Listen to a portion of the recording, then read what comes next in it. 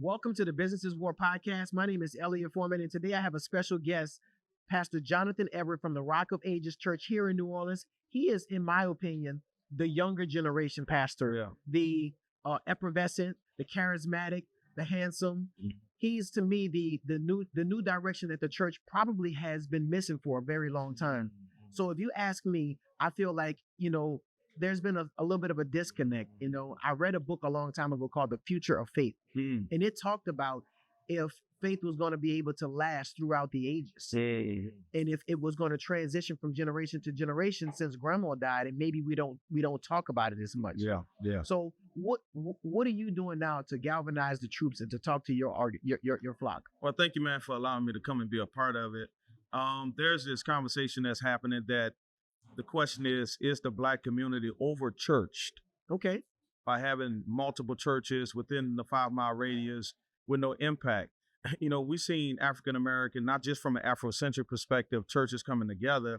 We all came together. Yes. Our HBCUs, we wanted to educate our kids so they can become our doctors, our lobbyists, our lawyers, presidents, and all of those things. But now we're getting into this issue that spirituality is being affected by social defects. Okay. Right? So you have people who are having daddy issues.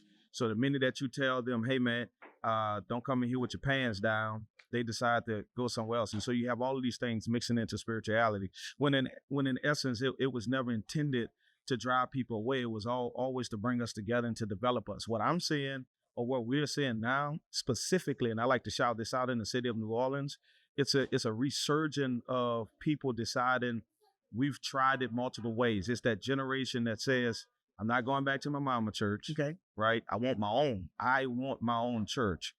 Outside of that, if we look at it from a broader perspective, you have people who are converting from Catholicism at a large scale and large percentage, right? Why do you think that is? I'm not sure if it's the archdiocese closed, and I'm not sure if people are tired of just the rituals and they want something fresh, they want something new, they want to be a part of church that fulfill them and make them better. But we're seeing a large percentage. So when we do our analytics, we're not just saying this person left this church and came to this church. We're seeing a lot of people, I'm their first pastor. It's their church. They own it. They say, this is where I want to be at. Well, let me ask you, how do you make church fun again?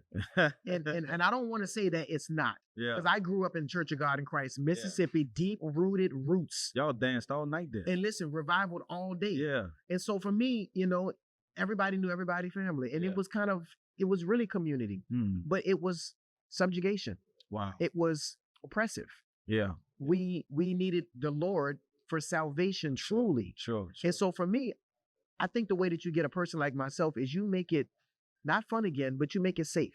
So how can you make church safe for the person who's highly educated, maybe even successful in some realm, or maybe they've just never had the upbringing that maybe I might have had? How do you make the church attractive to them, just to go on Sunday?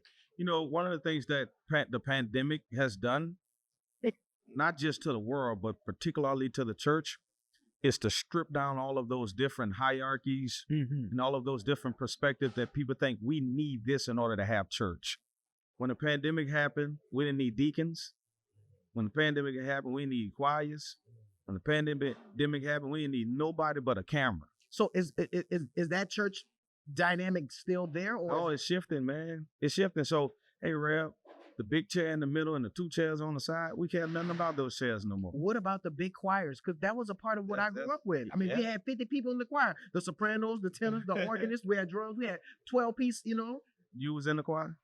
I used to play the piano. Come on. I used to play the piano for the church. Yeah. So that model is gone. Just like business, right? The business, scale up, change, guards, the structure, all of those type of things. That's the same thing that y'all do in business, the same thing we do in church, and we have to in order to stay ahead of the game. We ain't talking about trending. We're talking about how do we scale all of those things, course correction. How do we take this corporation and we say, all right, cool, we're going in this direction. Primarily, you have to decide which audience you want in church. People don't talk about that. So they say things like, just whosoever will. No, it don't work like that.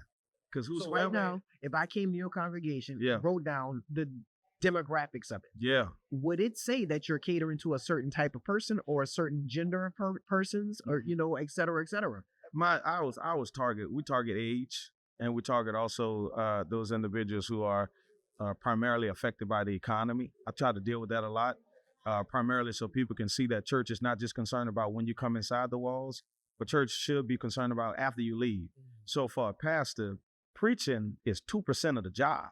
Okay. That's where a lot of churches don't grow, because the preacher sit back and say, as long as I preach good, the church gonna grow. That's not necessarily so. What you do Monday through Saturday affects who you see on Sunday. Do you realize that back in the day, grandma's pastor was our pastor, and then we just kept on, you know what I'm saying? I mean, we really had a heritage. Yeah. And I feel like somewhere along the line, we've had a disconnect somewhere. Well, you got a lot of shifts going on in our economy. You have all of these different residential problems, whether it's in New Orleans East or whether it's anywhere in our city. You have even, renters, that population is constantly increasing. All of those factors affect church.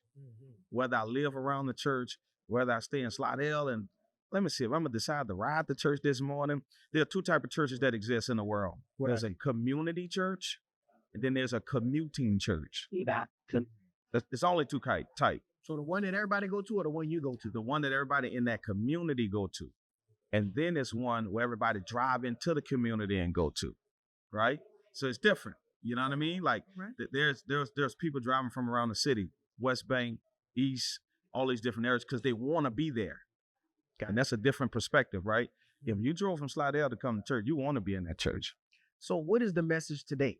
Like, I mean, I know that's a big, broad question, because obviously I think you probably, because I've watched you before, you get something different all the time. Sure. So when I say what is the message, I mean, like, how can we use faith to talk to people? Mm-hmm. Because I feel like humanity is taking a left turn somewhere. I feel like we're arguing more. Have you that there's it's a turn. So listen, we got two areas where everybody's hypersensitive. Yeah. Oh, for that's what I'm trying to say. Like, everybody is hypersensitive, egotistical, narcissist at its all-time high. They don't even realize that they have these patterns or these systems.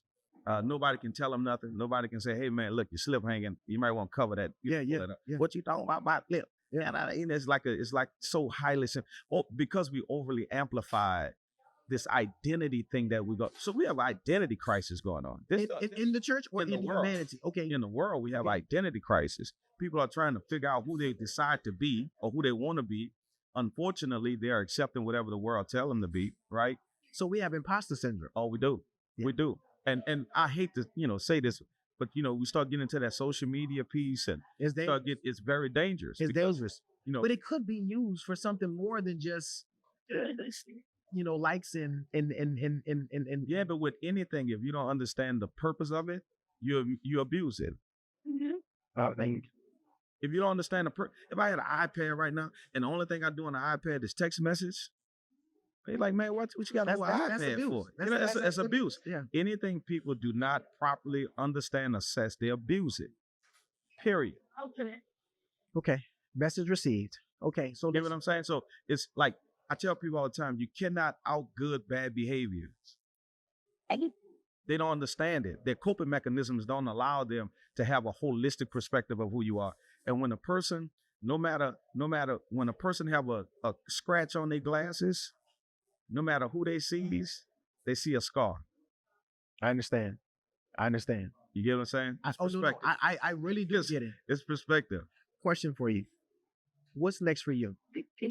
Oh man, why you got to put that question right now? You sure you want that question right now? The reason I'm asking that is because I'm going somewhere with this. What's next for you? Come on, man. Man, I'm gonna be honest with you, man. I like the whole business concept and stuff of that nature. This is not to downplay the church. And let me say this. When you was talking about like the matriculation of church, the migration of it, and to see that it has these different functions and functionalities within proper perspective and conviction with morality at the forefront of it, you start talking about how preachers can get into business, how preachers can do real estate and all of those type of things, which really relieve the burden of the church thinking they have to pay the preacher in order for him to survive, which also breaks the tide of members thinking just because we pay the preacher, we control the preacher. So it's okay for the preacher to be successful. Yes, indeed. It is. I don't know what preacher you do. Would you follow unsuccessful? That's exactly what I'm getting ready to tell you. Because I sometimes lead with the fact that I can do this and you can too. And I can show you how to do it because I'm living proof that it works. But having said that, the reason I asked that is because I see a political future for you. Come on, I'm about to leave, man. I can't.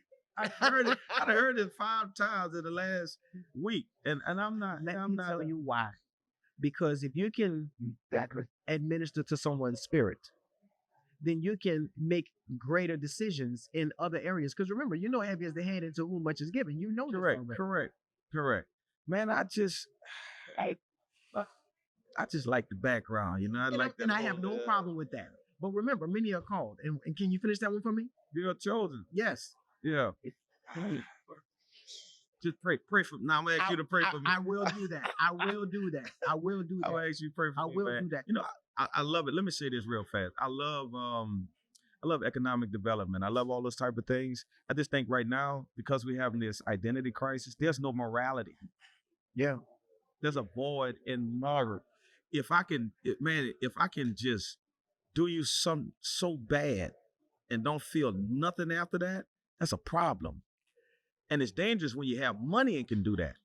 Well, listen, I think it happens every day. Let's be honest. Yeah. For every good, there's an evil, right? Absolutely. And in order for you to believe that you are a good person, you have to believe that there are evil people. Oh, absolutely. All around. And so for me, what I'm looking at right now is I'm looking at the fact that we have 89% of the things that we can agree on across the board. Sure. We fight like cats and dogs over the last little bit of separations. For what? For value? Fulfillment? I don't know. Right? So, you know, everybody in this day and time feel like somebody old. It's an entitlement spirit that's going on. Like somebody owed them something. No, man, listen. I tell this story all the time. My mother's facing 90 years to life.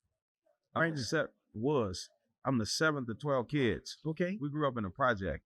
The day I woke up and found out, I almost said something like that. The day I found out nobody owed me nothing, you can't stop my work ethic. You're going to have to work real hard to outwork me.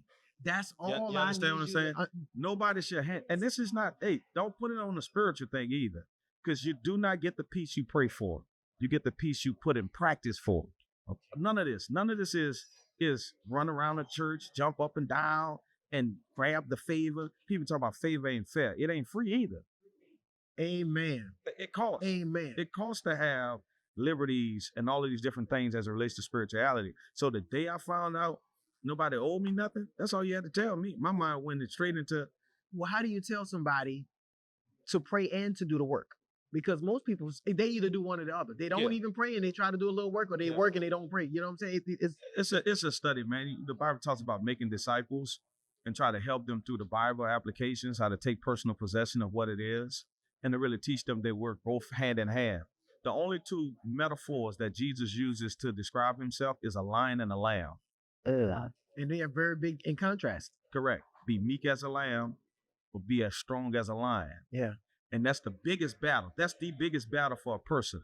When do I turn it on and when do I turn it off? Okay, so let's get to one of the more pressing topics, which is our brothers. Yeah. Where are they and what are they doing? If I had to really assess where we at right now, they don't know where they fit no more. Well, listen, one of the quickest ways to get rid of them is to remove them from the economy. Absolutely. And from the value proposition. Absolutely. The value conversation. Absolutely.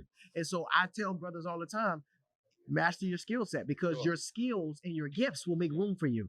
Yeah. But if you're just trying to sit around with the handout, that the entitlement spirit that you're talking about, I mean, they're gonna continue to get worse. You got a bigger thing at play. Let me say this real fast. You have a bigger thing at play. You have social insecurities that exist within brothers because we don't communicate as much. Mm-hmm. We try to assess and process it on our own with nothing to bounce off it, right? So we were living in a society where the voice of the male is shrinking. Yes, it is. It's dimming, right? So listen, can I also add that I believe feminism has done a little bit of work on it.